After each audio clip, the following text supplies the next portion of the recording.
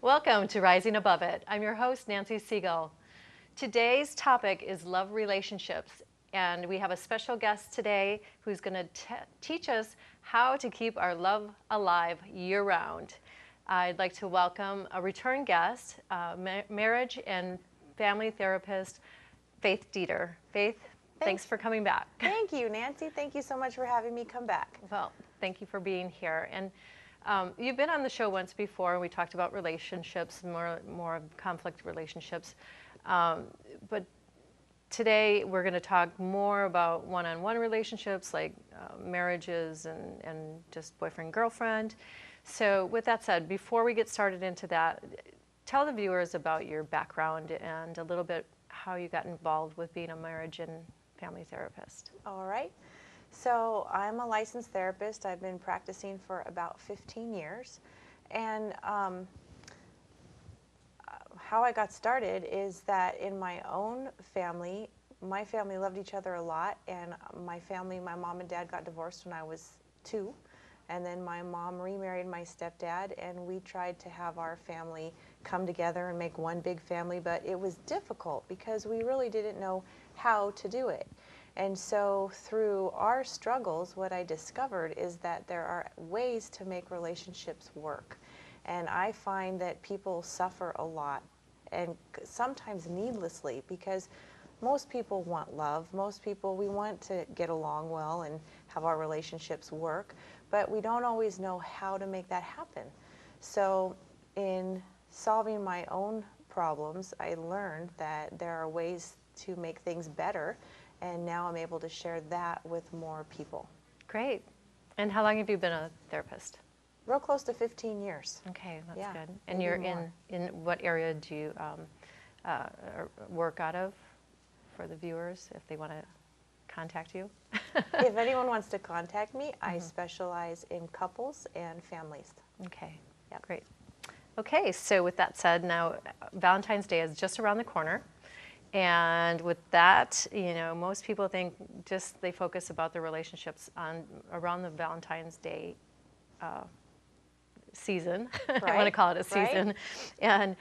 But wouldn't it be better if we just kept the love alive throughout the year and kept this going instead of just on Valentine's Day and having that special? Wouldn't it be best to continue it on throughout the year? Absolutely. What people do well around Valentine's Day is they tend to do the things that make people feel loved. And we do those once a year. We make a special effort to do it. And yet what makes people feel loved has a lot to do with our needs. And needs don't go away. They aren't something that come and go once a year. They're there all the time. And yet I find that needs are something that a lot of people don't actually understand, because we all have them, and yet sometimes people aren't comfortable with the needs they have, or even feeling like it's okay to have them. So I know as a woman before, I have felt like if I have needs, then I must be needy. And I know I've hated to feel that way. And I've talked to men before who feel like as the man, it's his job to take care of other people's needs and not to have any of his own. But that's not realistic, because we are living, breathing beings, and we do have needs, and that doesn't make us needy. That makes us natural. Okay. That makes us natural. So by understanding what those needs are and recognizing that people tend to be more content and more happy when their needs are met, and less content and more unhappy when their needs go unmet, then if we use that as a basis for love, there are actually ways that people tend to feel loved more so than other ways. And do you find that oftentimes people don't know their own needs? Absolutely. Okay. Yep. I would think that's hard. What's the best way for people to identify their needs? Their own needs. Their own needs. One way to identify their own needs is to start to feel where there's discontent, because we often don't notice what our needs are when they're being met. It's sort of like being happily full. That's a nice feeling. But when we're hungry, that's usually where there's more discomfort. So when a person is feeling unhappy in a situation, there's usually a reason for that. And the reason most likely comes from some unmet need. Now the needs come in categories, so we can talk about that a little bit later. And it doesn't have to be such a mystery once I spell out what they are. A lot of, I think, viewers at home will find like, oh, I understand that one. That's one that's really important to me. But one way of understanding what they are is by recognizing when we're unhappy and legitimizing that there might be a legitimate reason that we're not happy. Mm-hmm. Yeah, it's not just something they've made up, or they're not being too needy. How do you know when you're too needy, though? Like, is there there's a fine line, isn't that? Yes. Okay. Okay, so let's talk about that for a minute. So in my way of thinking, neediness isn't about the need itself, it's more about how it's expressed. So a person may need to have more time with their mate, their partner. They may need more time with them. That's a normal thing. Mm-hmm. Togetherness is natural. We're mammals, so we're made to be together.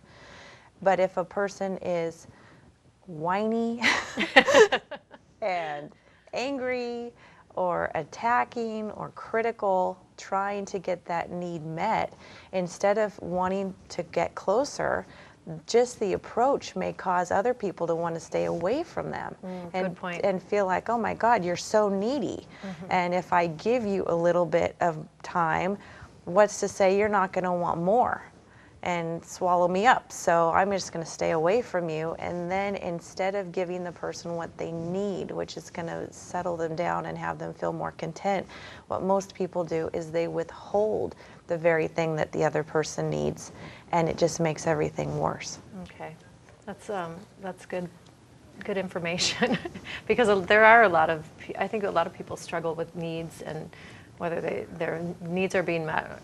Oftentimes we hear that, and how do they deal with that? And so that's really good information for them to take at heart. With needs, a little goes a long way. Mm-hmm. A little goes a long way for sure. Good.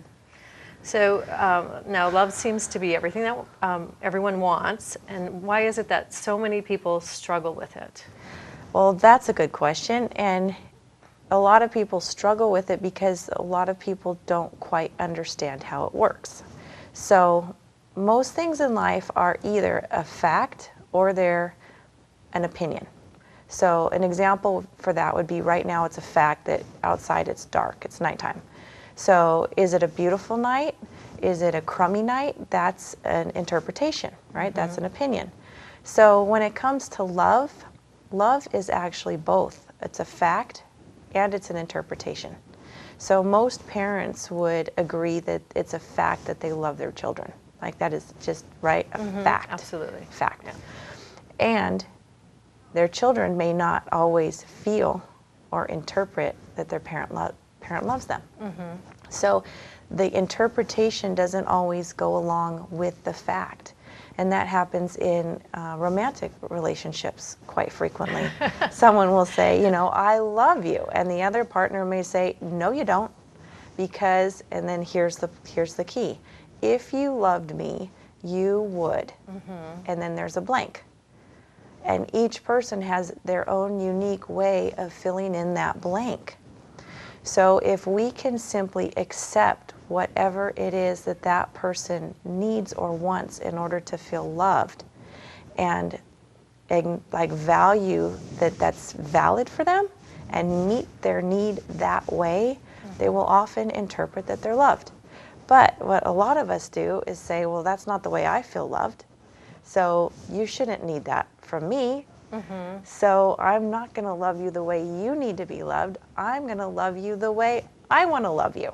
Okay. And what's the matter with you that you don't get that? So what do you do? Like when say somebody does that and they say, well, and we'll get into this in a moment, the different types of categories, but I guess we'll save that for just a minute. But how can we ensure that our love is being interpreted as love? Right. So when you're talking about loving another person, then the way to make sure that they're interpreting your love as love is to love them the way they need to be loved. So there's this golden rule out there: do unto others as you would have them do unto you. Right? We're so familiar with that.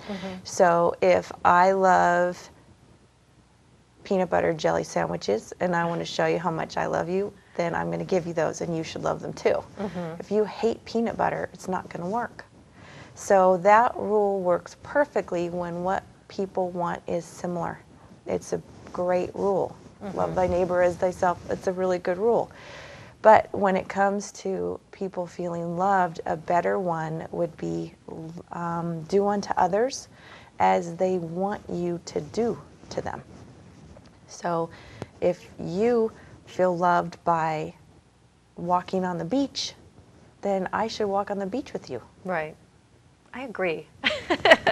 Yeah. I agree. You know, it makes sense. And that way your needs tend to be fulfilled. Is Yes. that correct? Okay, Yes. I'm learning. And sometimes we can be stubborn. Yeah. Sometimes we can feel like it's not the way it should be, or it's not the right way. What if somebody, and in just a moment we're going to show a couple slides that you want to share with us. But what if somebody wants, say they want to be walking on the beach with their spouse, and that spouse like really doesn't like it or doesn't want to do it, and like should they do it anyways?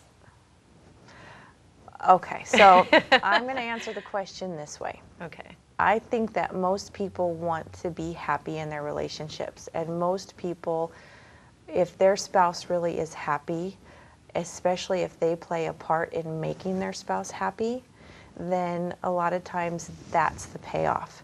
So should a person completely go against themselves to make another person happy and do something they absolutely hate or compromises their own dignity? I would say no. But there are so many alternative things that a person can find that will meet a person's needs. So maybe it doesn't have to be the beach, or maybe it doesn't have to be as long on the beach as the one person might want. There are ways to negotiate, if you will, or compromise so that both people can find a win-win within there. But when we're talking about trying to love the other person, whoever the other person is, then really the idea is to give that person what they like. And as long as it's not completely compromising what you need for yourself, then, you know, it's yeah, do it. Okay. Go walk on the beach. That's great. Okay, so now let's share the categories can we pull those up? Okay. This is how you can keep your love alive all year round. All right. And let's go to the next slide. We can go ahead and go to the next slide. And that is to be aware in the beginning that people have needs. And so we're not completely independent. We're not completely dependent. We're actually interdependent. I can't meet all of my needs all by myself, even though it might be ideal to be able to do so. We're just not made that way. So the very first step is just recognizing, like we already said, that people do have needs, that needs are okay, needs are natural. So now let's go down the categories, which would be the next slide. Okay. Okay, so people have a need for affection. And different people have different amounts of affection that they like. One amount's not right, another amount's not wrong. So some people feel really loved by physical touch, and they're very touchy-feely people. They hug you and they're close to you, or they come up and, you know, your little kid, and they pinch your cheeks, and all this kind of stuff. And then there's other people who may feel just as much love, but they may say to their partner, you know, like, we're in public, don't hold my hand. Or, you know, public displays of affection, just not so comfortable that way. So when it comes to feeling loved, people tend to want and need affection, but it depends on how much and where. So that this is just one of the categories where people And that's feel up loved. for negotiation. What if your what if you're in a relationship with somebody that one person is very touchy-feely and the other person is doesn't want to have any display of affection or has little? What would you suggest to a couple like that? That is a much more difficult situation. It's so much easier when people are kind of equally yoked, or they're very compatible in their needs or their love languages. So when they're not, if they're very different, hopefully there are several ways that people feel loved, which again, we're going to go through all the ways. And out of all the ways, most people don't need all 5 or all 6 or all 7 or 8. We have 1 or 2 that really, really matters, and the rest are nice, but they won't make up for the 1 or 2 that really, really matter. Okay. So if you've got one person that affection really, really matters, and the other one isn't all that into it, they may have a problem. Yeah. And so I always go along the rule of thumb: give the person, whoever needs what they need, give them what they need. If it was oxygen, we would give them oxygen. And if they needed more than we do, we wouldn't question it. We would just give them how much they need. Same with temperature. If a person's freezing, give them a jacket, right? So, yeah. Okay, great. Okay, so let's do the second slide. Okay, so another thing that makes a person feel loved is when we say nice things to them. So we're pretty familiar with "I love you," but there's a whole lot more that we can say to a person. We can give them compliments. We can tell them how happy we are that they're in our life. We can tell them they're beautiful, or they're handsome, or they're strong, or they're smart.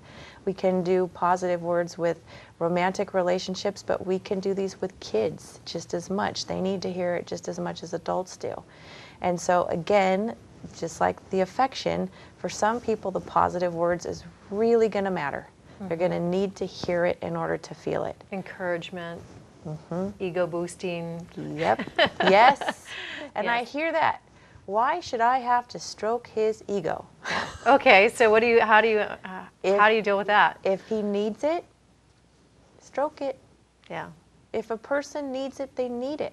Again, instead of judging the needs as bad or wrong, they just are. And everybody needs whatever it is they do. So if we find the secret combination, if you will, the secret amount that that person needs, they don't need it all. And I think that's where people really get into trouble, is they feel overwhelmed. How am I going to possibly please this person? I hear that sometimes from men. She's unpleasable. Okay. I can't. There's nothing I can do. Nothing works. Nothing's enough. But what, And that happens I hear that very often too. And it's like, and it seems like the men say, oh, it's never good enough. It's never enough. So are these women being too demanding, or are they just not getting are their needs being, are they on a different playing field? it's both things that you just described are possible. Sometimes we women can be too demanding. Guilty. I know, me too.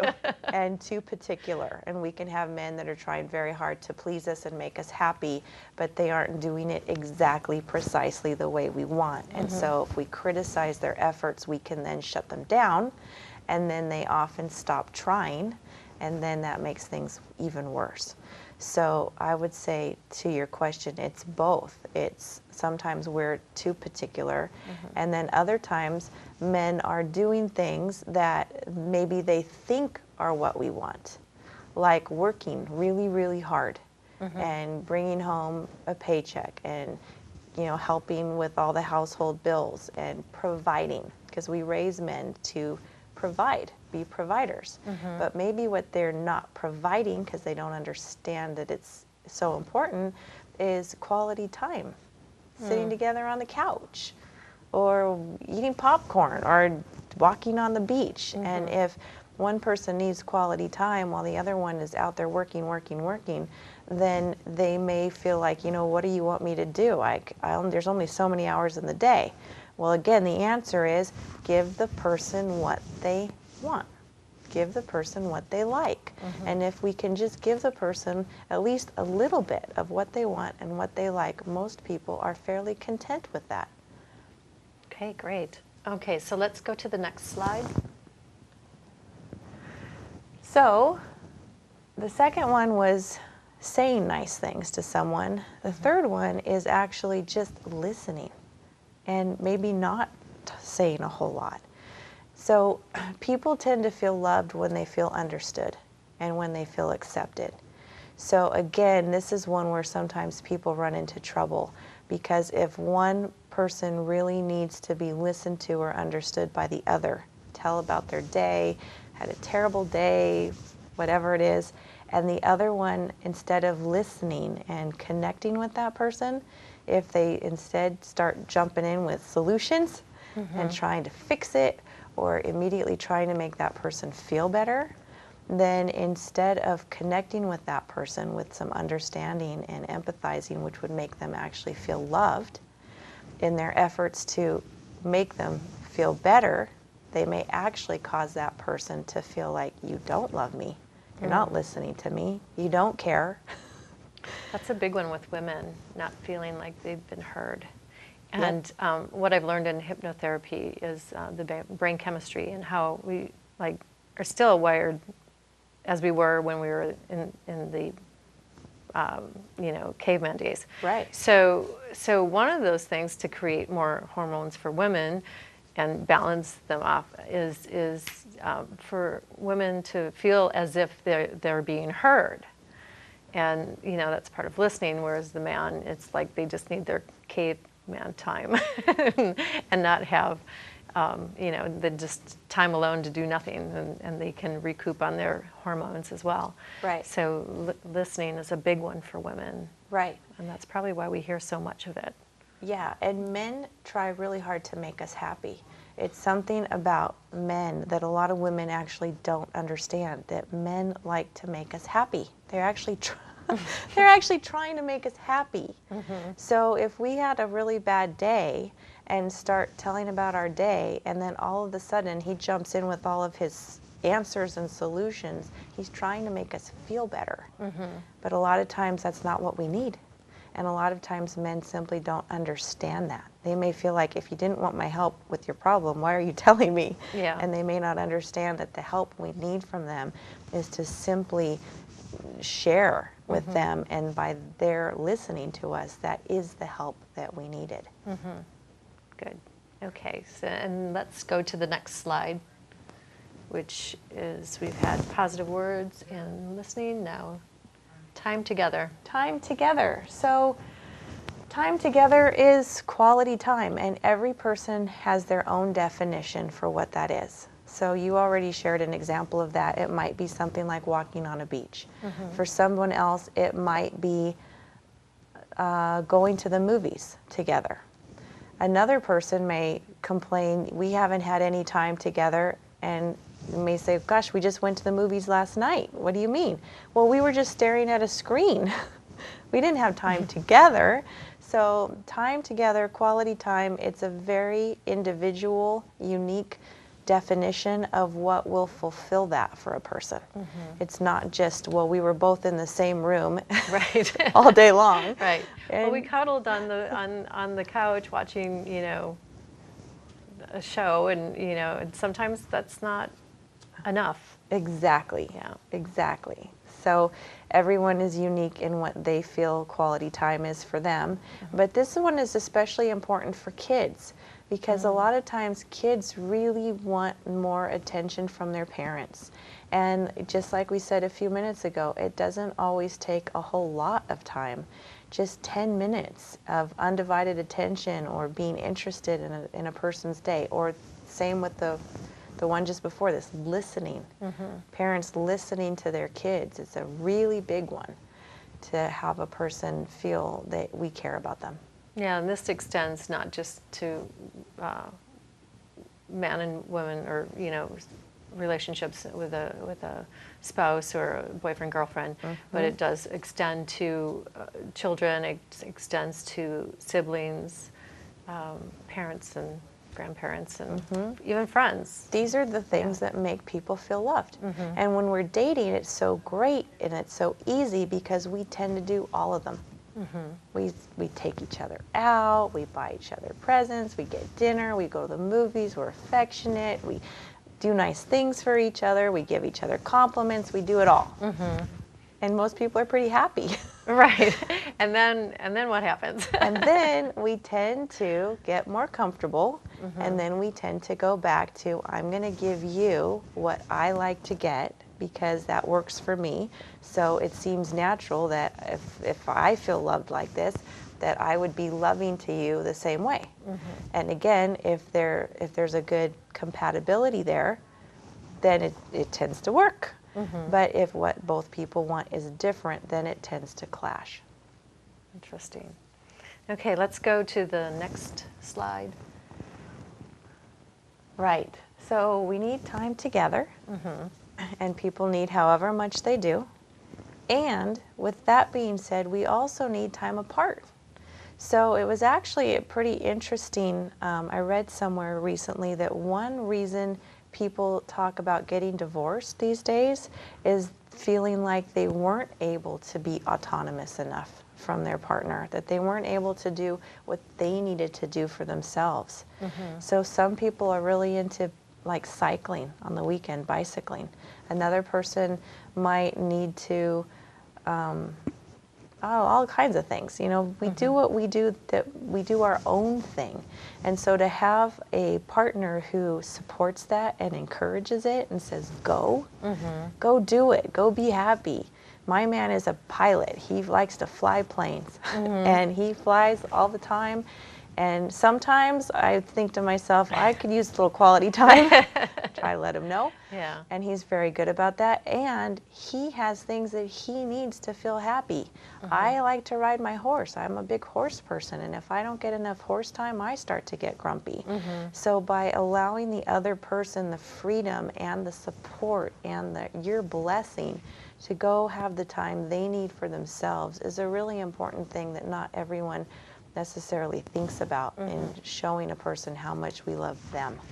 Okay, great. And so let's go to the next slide. So another way that people feel loved is by things that we do for one another. So if you loved me, you would wash my car. If you loved me, you would make my dinner. You'll hear people say this. If you loved me, this house would not be such a mess. And so sometimes people interpret love by the things that we do for each other. And some of these ways of feeling loved come from our own parents or upbringing. So you can ask somebody, how did you know that your mom or dad loved you? And in listening to them describe how they felt loved by their parents, a lot of times that's still how they feel loved to this day. So I have a friend who was recently married, and she's got a great husband, and he really likes it when she keeps the house really clean.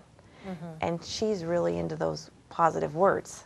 So she tells him all day long, you're so great, I love you so much, thank you for everything you do for us. And that's nice. And then if she doesn't fold up the laundry or she makes a mess in the kitchen, he doesn't feel very good about it. He gets upset. And so one day she called me up and she said, I get it, I understand. His love language is acts of service. And he'll say things like, I work really hard to try to provide us with this nice home or these nice things. And so when she doesn't take care of them in the way that he would like to see done, it makes him feel like she actually doesn't value his efforts in trying to provide for her. So again, it's not right and it's not wrong. If we just can go with it and understand that's how that person is interpreting the love, it's easier, it's so much easier to change our behavior than it is to change someone else's mind. Oh, absolutely. Absolutely. Okay, let's go to the next slide. Gifts and things. Yep. So gifts don't have to come with ribbons and bows. A gift can simply be an item. And we often have things like this in our homes that we hold on to, mementos that mean something to us that someone gave us. Most of us have a card or a letter from someone that we still have. and we hold on to that as a token that someone loves us. We might be at the grocery store, and if I know that you really like a certain kind of drink, if I'm thinking about you and caring enough to remember that, then if I bring this home and say, hey, I got this for you, it can send a message like, I know you, I care about what you want, and I cared enough to act on it and bring it to you. So some people think that gifts have to be expensive, and they don't. They may feel like they have to be wrapped up in paper and bows or come on a special occasion, and they don't. And again, for some people, having a gift or a thing is a really important way of feeling loved, and for other people, they really don't care about it that much. Okay. It's about matching. Yeah. Yes. And I think women like the gifts sometimes, but men do too. Men do too. Men like to be acknowledged. Yeah. And given gifts, I've noticed in the past that that works also for them. Yep. Yep. So all this is a lot, and it's a lot of information. How much of all of it does one person have to have? Again, that's really, it can feel totally overwhelming. It's like, oh my gosh, you just listed off all these things. How could I possibly do it all for a person? And the good news is that we don't have to. Because out of those things, can I just ask you, out of affection, quality time, acts of service, I know it's a lot. All of the above. Nice what if I said all of the above? And gifts. Let's say those. What would be your least important one? I would have to say probably as far as when it's making me feel loved or needed, probably acts of service. Okay. But I definitely, the affection and the positive words and the quality time is big. Okay, so those are like your top three.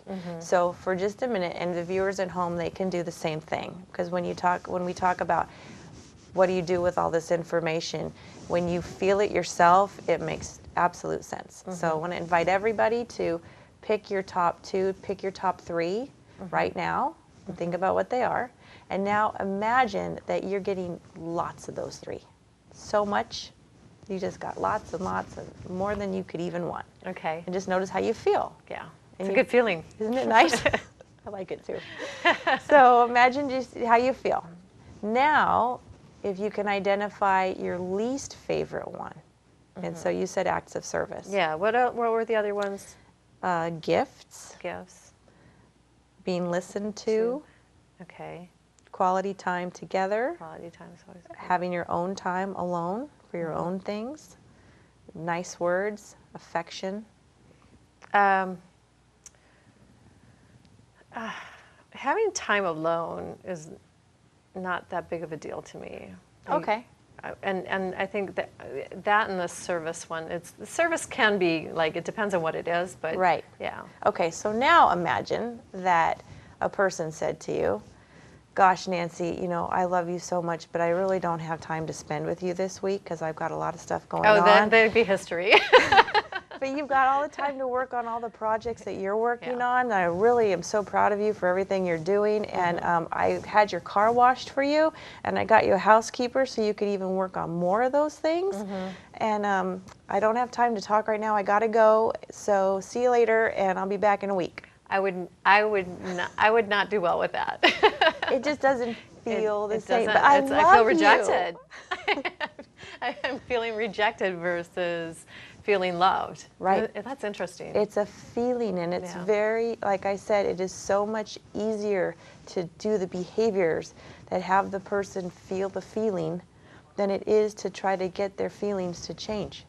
Because I really don't know how a person ends up feeling loved by, like how that happens. I don't know. I love quality time. I don't know why. Right. My favorite color is blue. I don't know why. Right. Yeah, there's certain things that are in the subconscious mind, and we're just wired the way we are. You know, there's no reason why we need to understand why we do it. Right. It's just that it exists, and that's something we need. and that's what works. It's what works. Yeah. It is very hard to change what we need. It's very hard because we try. We can try not to need as much time as I need and not be needy. Yeah. You know what happens? I get more needy. You're right. Yeah, that's. Can we address that? Yes. Can you talk a little bit about that?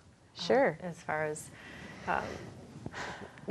becoming more needy when your needs aren't being met. Yes, because needs find a way. We need what we do. If I cut off your oxygen, you would probably start getting really, really Anxious and focused yeah. that you need air. And of course you do. Right. Of course you do. Whereas if you have all the air in the world, you're not even going to think about it. It's just going to be something you just kind of take for granted. And it's the same with the needs. They just are. And if we try to cut them off and we try to repress them, we can do that for a while. And people do that in their relationships. They try really hard to not need what they're not getting. And they can do it for a while. They can do it for however long they can. And then things start to happen. Our needs start to leak, or we start to get angry or resentful or depressed, or we become vulnerable to getting our needs met somewhere else.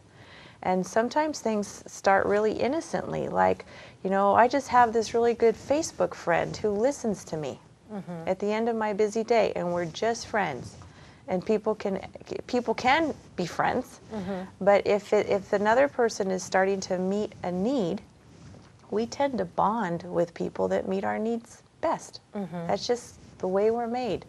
So it's better to, again, recognize the needs and do our best to meet each other's needs as best we can. And we can't meet everybody's needs 100% for them, and luckily we don't have to. Than it is to try to repress our needs and think we don't need what we do. Okay, great. So now we spoke about the rule as do unto others as you would have them do unto you. And now, wouldn't that be a good thing? And do you find most people have that intention? Yeah, I think that most people, again, want to treat other people well, especially when they love and care about each other. They absolutely want to treat each other well. It's that people don't necessarily know how to translate what the other person wants or needs. So one way to do this is to hear a complaint and recognize that there's a need or a want hiding out under the complaint. So can we play a game for a second? Okay. Okay. Uh-oh. I'll put you on the spot. If I say to you, or if you're someone that's, says to you, or if you've ever said this to somebody, because maybe you have, you're not spending, let's see, you're never home. Okay. You can translate that to I want or need Quality time. There you go. There Isn't you that go. simple? Oh, let's go through that. That would be fun. Let's go through these and say, okay, how would affection show up? Yeah. Well, you know how men do it. Yes, it's sex. You never, right? You never have sex with me. Right. Basically. Right. And what about women? How? So women will say different things. They'll say things like, you never hold my hand.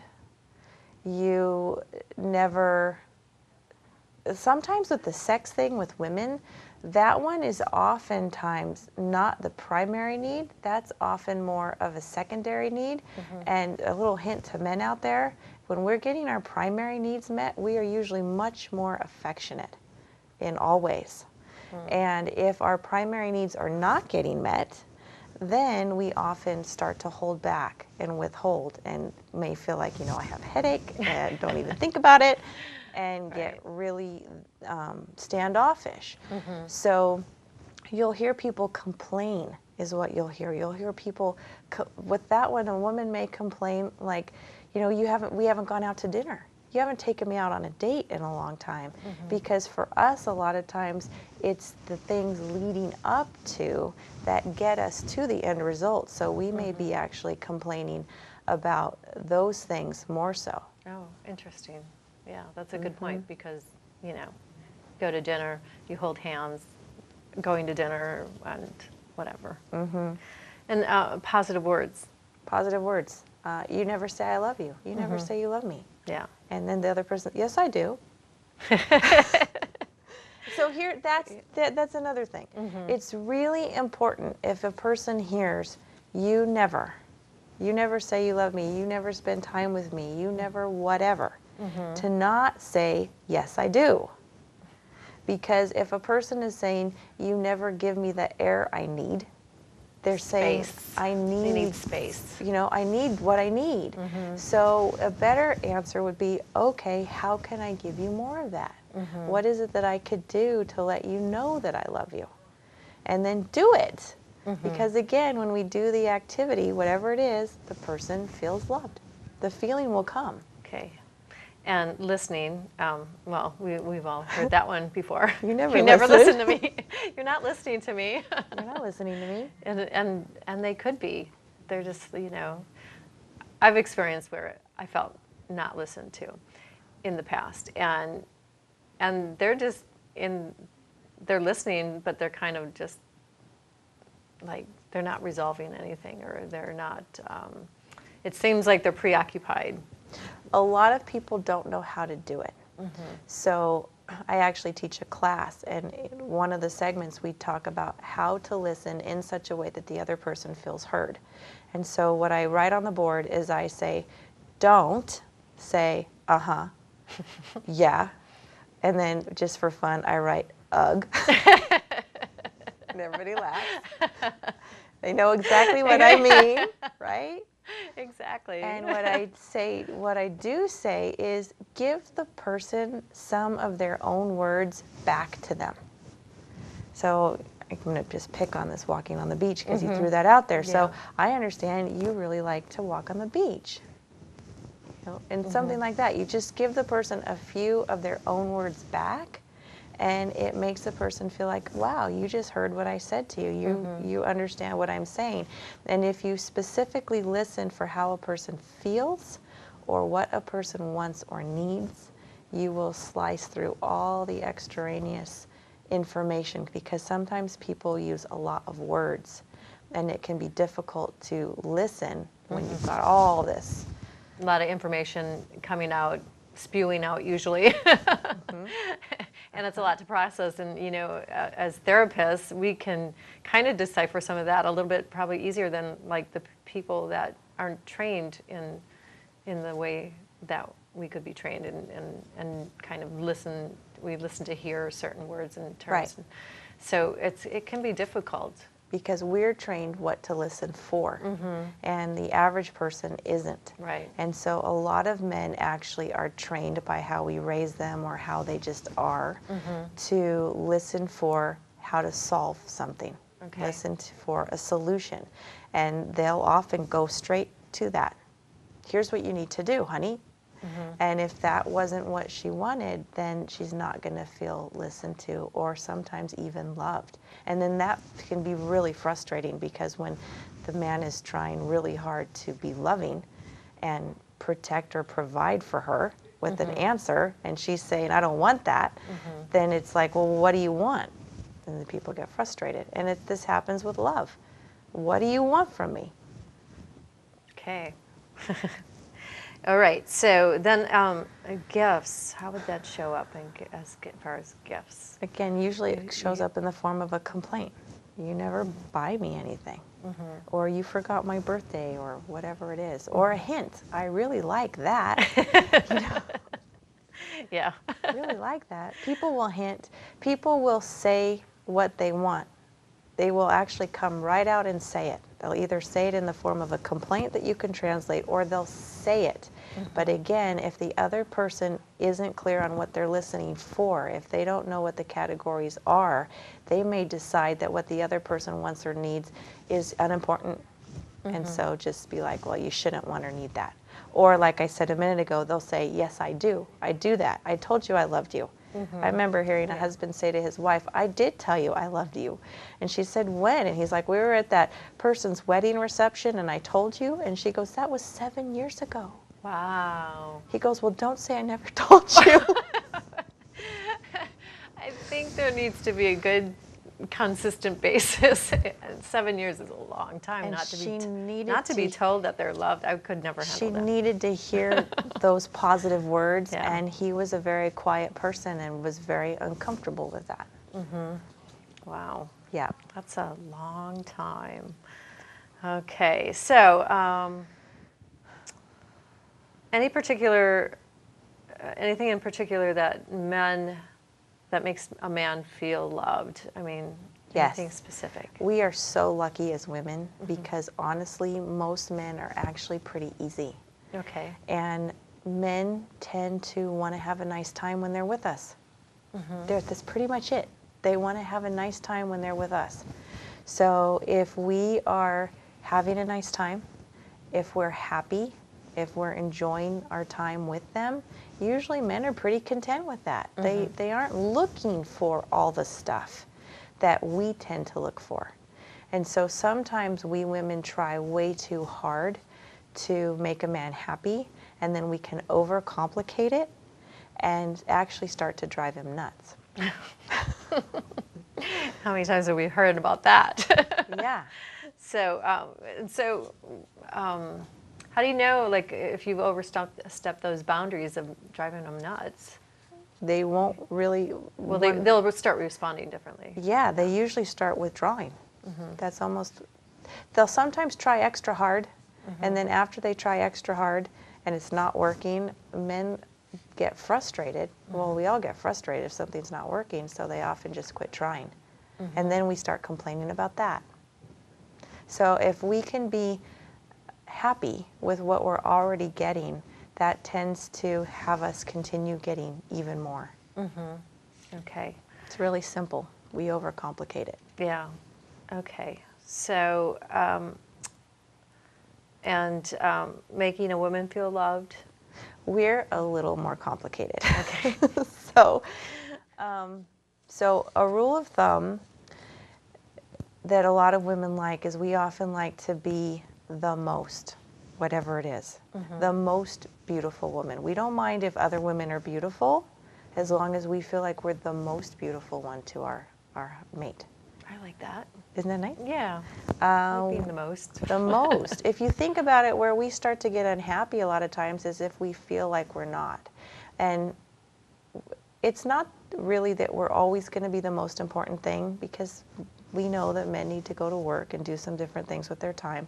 But if we feel, or if he can make us feel, or kind of give us the impression that he feels like we are the most important thing, then if he wants to go out and work on his car on the weekend, if he's like a guy that likes to go do that, if we feel like the car is more important than we are, That's not going to fly. no, we're going to start to feel threatened, and we tend to feel threatened by things.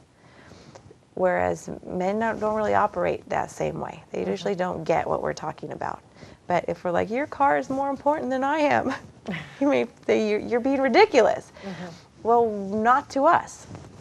So if instead of that, if a man can help a woman feel like she is the most important thing, then we tend to, again, give more freely. Go work on your car. I'm busy. Go watch the football game. That's okay, because I already know I'm the most important thing to you. So now I don't feel like I have to grab hold of it tighter. When a person is having their needs met, we're more content, we're good to go, and then there's not this tension. Okay, great. That's really important, guys. Remember that. We want to feel like we're the most. Here's a really neat secret. In one of my classes, I shared that with, in my class, this was a class with all men, and he actually called his wife up, and he said, I want to tell you a list of everything that you are, that you're the most. You're the most beautiful. Oh, sweet. You're the most special, you're the most important. And he shared with her that he was taking the class and he learned this about women. And she said, you tell your teacher, thank you for teaching you this, because it really made her happy. Well, yeah. Yeah. And that's those little words, you know, telling, like showing them that you're the most, or saying that, goes a long way. Yep. It really does. And we need to hear it a lot, because a man might say, I say that to my wife and it doesn't work. Because you maybe have some people at home going, I've tried it, it doesn't work. If it's not working, then a person needs to do it more. You need to do it as much as it takes. What about the subject matter? Maybe they're not saying like, well, you're, like maybe she doesn't want to be the most wonderful cook. Right. Maybe wants she would be acknowledged as the most wonderful, you know, caretaker of the children, or most wonderful wife, or whatever. The most wonderful mother, the most sexy woman, whatever, the most beautiful, because a woman's self-esteem may not be as high as she may try to have it appear to be, because we get really marketed to a lot in our society that however fabulous we aren't just quite fabulous enough. Right. And we, you know, don't quite look quite as nice as whoever's on the magazine cover. And so it makes a woman feel good to feel like at least her man thinks that she is the most. That's great. Whatever it is. Great advice. So we have a couple of emails that came in, and this is from Joe of Santa Barbara. What do you do if your spouse wants to spend more time with you and you don't have time to give them? Okay, that's a really common question. So that would go back to the time together, the quality time. And I'm thinking that probably the spouse doesn't necessarily want just random time with Joe. She probably wants specific time. And so if he could learn or inquire or just be aware of what it seems like she wants time doing, and then give her that time, I suspect that she would stop complaining about that. Okay, okay. And another one, this comes from Frustrated in Santa Barbara. What if your husband, what if you want your husband to do more chores around the house and he doesn't do them? Again, that's another thing that can be difficult. So remember how we talked about how if we repress our needs, then sometimes people get even more needy? Sometimes with trying to get someone to do something, the more we try to get them to do it, the more resistant sometimes they can be to doing anything. So we'll try harder and harder, we ask, then we get irritated, then we nag, then we yell. We could try all these things. And if they're not working, then what I would suggest is to do the complete opposite. Now this is really counterintuitive. I don't want to make anybody at home upset. But it really works. And it's a long solution, but when we understand what motivates a man, it makes perfect sense. So I don't know why this is, but I promise that there is an instinct inside a man that makes him happy if he can please us. And sometimes they get out of touch with that. But we raise them on superheroes, we raise them on Superman, and there's a hero inside every man, even if he's a couch potato. And he's already doing something that is providing for us, even if it's not what we want. Again, they don't always do it the way we want it done, but they're doing something. So if that person could start to look for and notice what her husband is doing already, even if it's not what she likes. Maybe he works all day long and comes home. If she can start to notice that and appreciate him for that and praise that, he's going to do more of it. Now, that's not what she wants, though. She doesn't want him to work at work more. She wants him to work at home more. So if she's patient and she starts to see him do anything that is starting to go along the direction of him doing something at home, he'll do it if she watches for it. And again, this is where women get frustrated. So now I have to stroke his ego. If you want what you want, yes, give the other person what they want first, and it will come back to you. If we change ourselves first, the other person will change in relation to us, at least to some degree. So we get to always be the one that does the changing first. So if she'll start to notice that he'll do anything and start to make him feel like she likes that, there's gonna, like a little fire's gonna get lit in him. He's gonna like that, and he'll start to do more. He'll start to seek things out. I never believed this was possible, and I see it all the time. Husbands asking their wife, "I'm going to Costco, honey. What can I pick up for you? Do you need something at the store?" And women will say, "I can't believe this guy is my husband. Like, he was never like this. How did this happen?" And if we start to find what they're doing already that we like.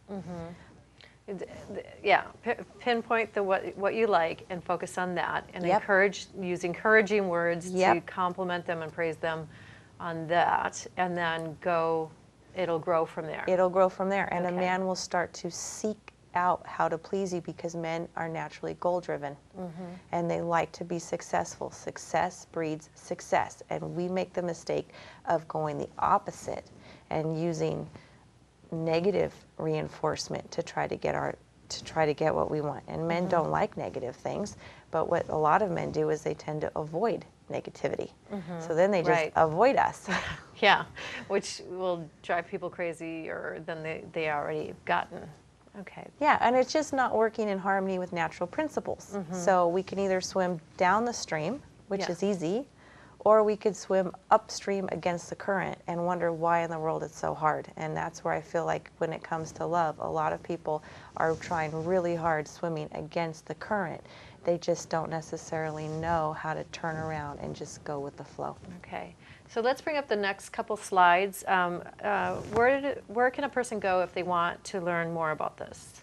Well, there is a fabulous book, and a lot of what I've shared with you today comes from the 5 Love Languages written by Gary Chapman. It's a wonderful book.